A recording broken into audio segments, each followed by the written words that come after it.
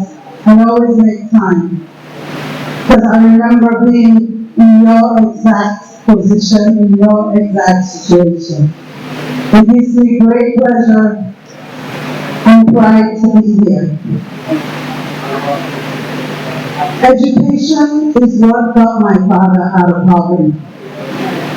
My father was from a family of 22 children, and he's the only one that went to college.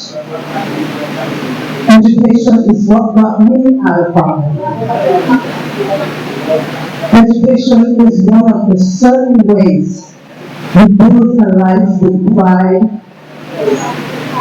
and it's something that you do that no one can take away from you. I am able to stand here because I took the time and made it my responsibility to educate myself. It gives you a voice as a woman.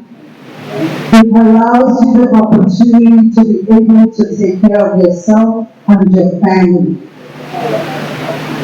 The literacy level in Gambia is 60%. Only 60% of us graduate high school.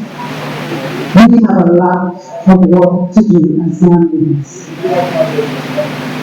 So it gives me great pleasure to be here because this focuses on one of the most important issues in my life.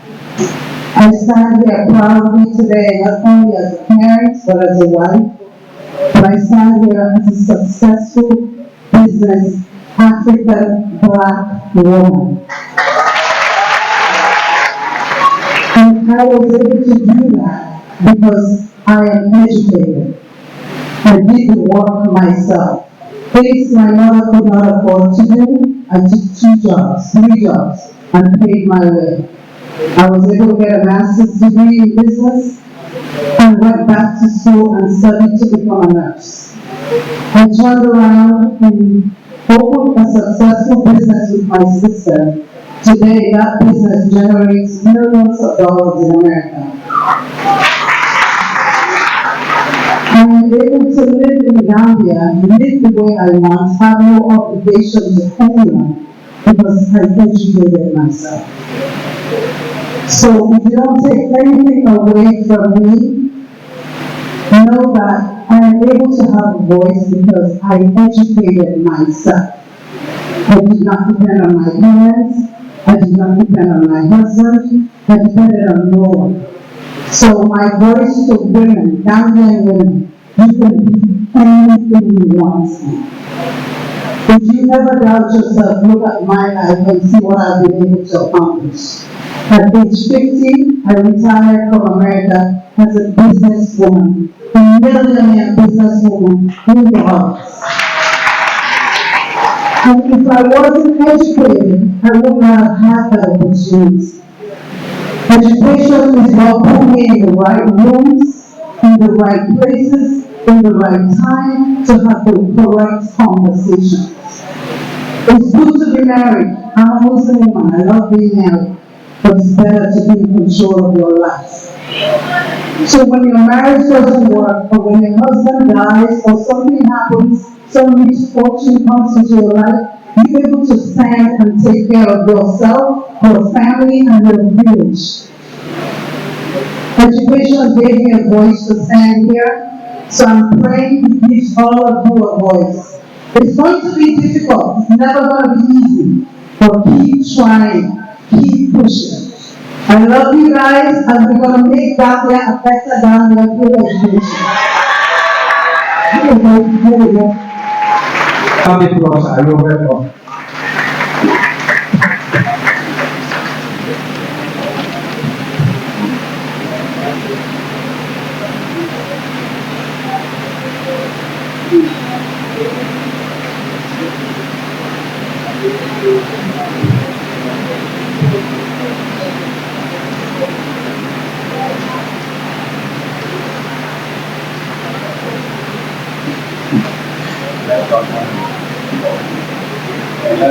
Thank you very much, my dear brother, colleague, and friend. Thank you for the invitation. Good afternoon, good evening, to my colleagues on the high table, you do excuse me for not individually calling the names out, because I don't want to miss out.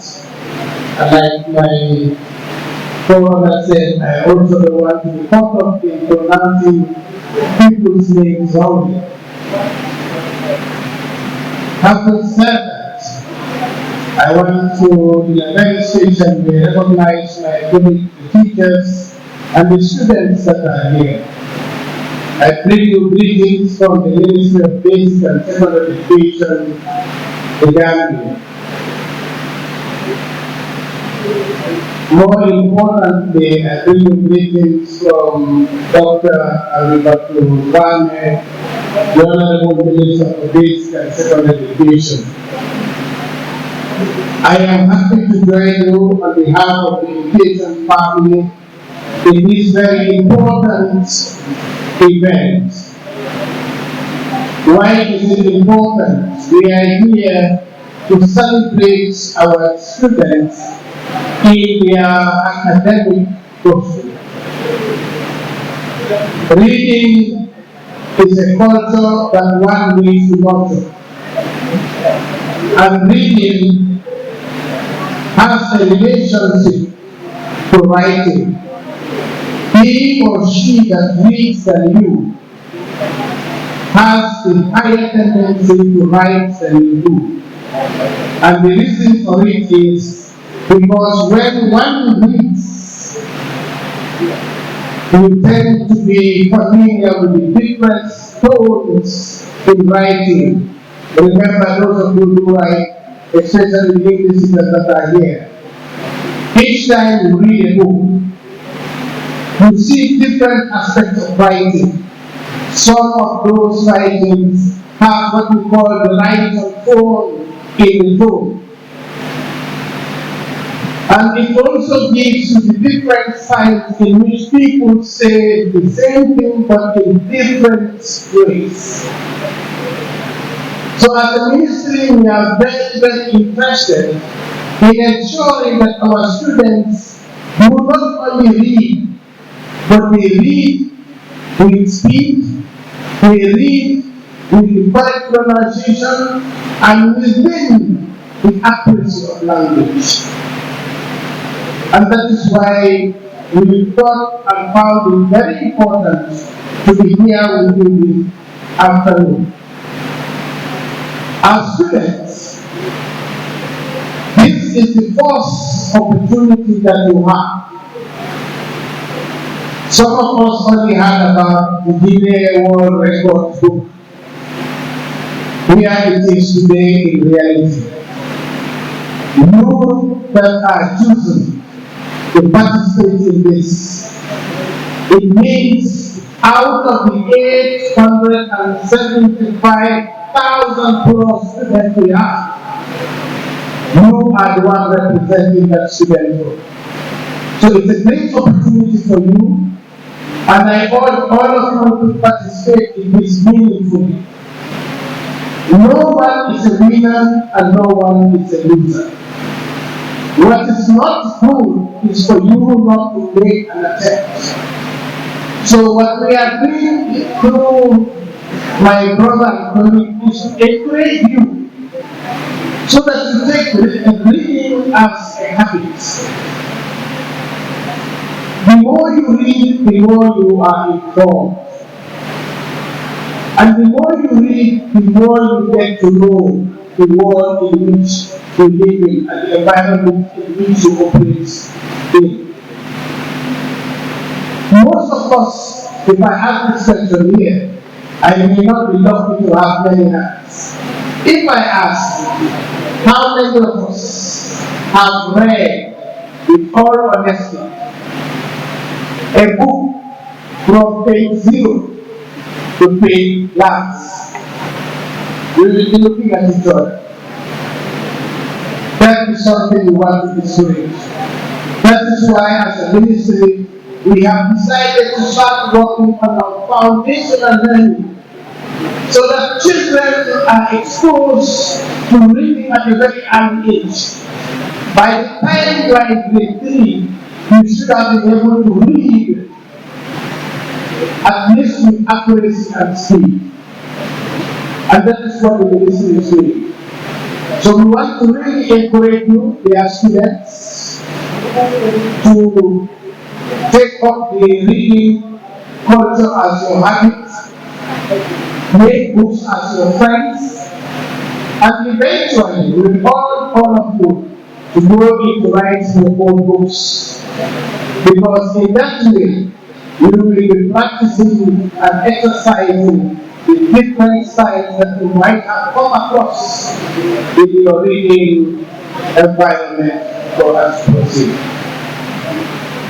So, on behalf of the Honorable Minister, like I said, and the entire management of the Ministry of Basic and Secondary Education, we want to encourage all of you that this exercise must not only stop today.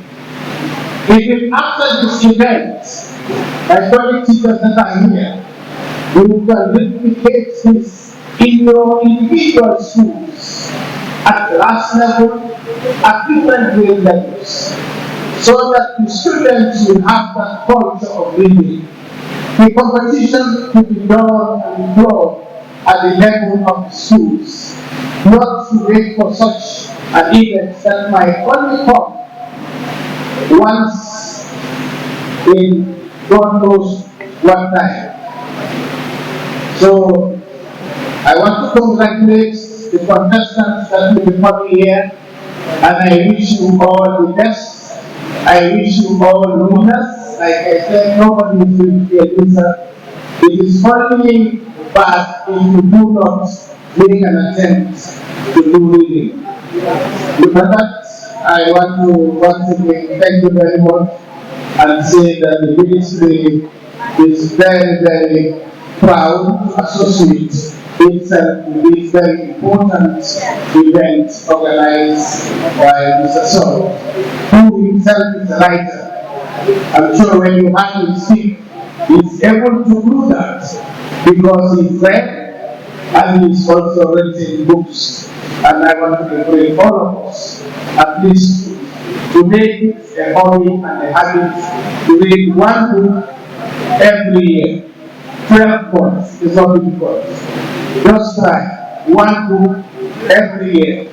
And with that, I'm sure you begin to see the law, and you can go beyond that to read 2 books, 3 books, 4 books in a year. Thank you very much, Mr. Son.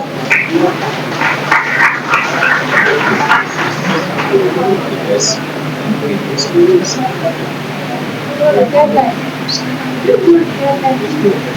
Thank you.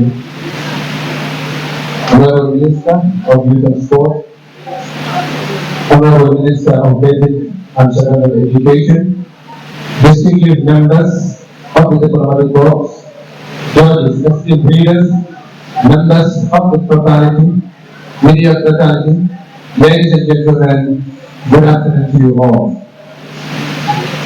It is an honor to be part of Read Gambia as a guest speaker.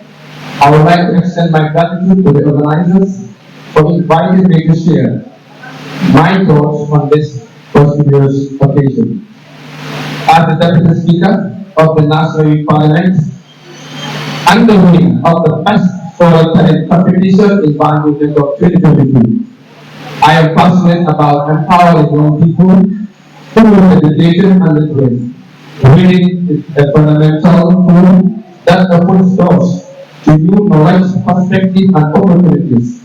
It is through reading that we gain insights into our history, culture, and the world at large. Reading isn't an option, but a command from God to advance for effort is not a lazy. Read in the name of the Lord. The theme of this statement is particularly significant as it highlights the importance of reading in our personal and national development. I believe that reading can be a powerful catalyst for change, and I am confident that this event will inspire a new generation of readers and leaders. I would like to commend the organizers once more for their efforts including myself, promoting literacy and culture of reading in our country. This event is a testament to the power of collaboration and the impact that we can achieve when we work together towards a common goal. As we celebrate the joy of reading, let us also recognize the critical role that literacy plays in nations' development. Let us continue to promote a culture of reading and learning and work together to build a brighter future for ourselves and the future generation. Once again, I would like to thank the organizers for this opportunity and I wish everyone a successful and enjoyable event. Let us keep reading, growing, and empower each other. I therefore thank you all.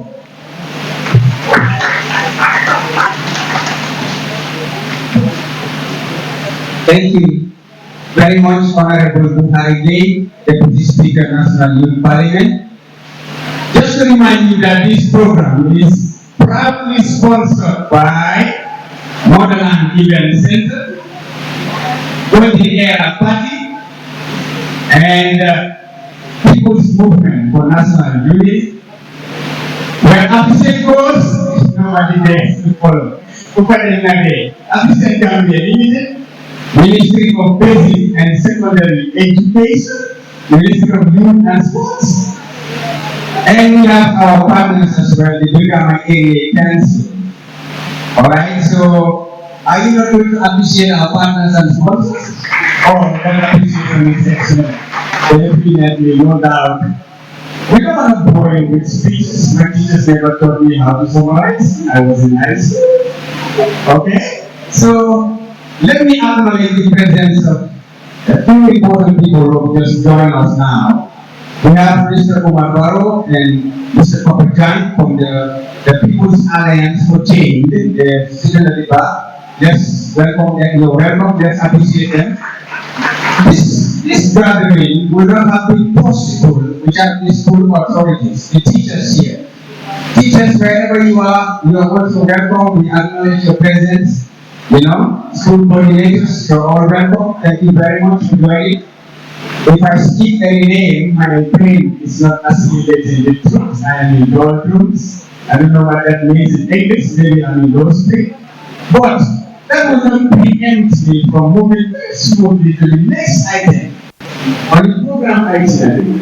It is going to be, of course, a keynote address instead of a statement, because we just received directives from the government that Honorable Moses Mendy, who is the current permanent secretary at the Ministry of Basic and Secondary Education, will actually deliver the keynote address on behalf of the Minister of Basic and Secondary Education in the passing of Dr. Abibatu Rame, who is very unfortunate to be not to be able to be here herself with us. She is on a very important engagement.